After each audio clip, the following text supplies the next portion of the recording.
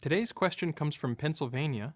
Corey S. asks, is it better to have a blank robots.txt file, a robots.txt file that contains user agent star disallow with nothing disallowed, or no robots.txt file at all? Really good question, Corey. I would say any of the first two. So not having a robots.txt file is a little bit risky, not very risky at all, but a little bit risky because sometimes when you don't have a file, your web host will fill in the 404 page, and that could have various weird behaviors. Luckily, we are able to detect that really, really well, so even that is only like a 1% kind of risk.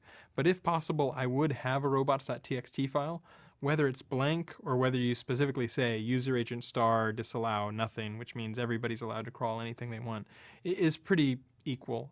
We'll treat those syntactically as being exactly the same. For me, I'm a little more comfortable with user agent star and then disallow : just so you're being very specific that yes, you're allowed to crawl everything. If it's blank, then people were smart enough to make the robots.txt file, but it would be great to have just like that indicator that says, okay, here's exactly what the behavior is that's spelled out.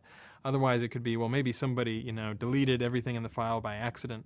So given a choice between all of them, I would have a robots.txt file that did have a user agent star and told exactly what was allowed and disallowed. Failing that, having a blank one is perfectly fine.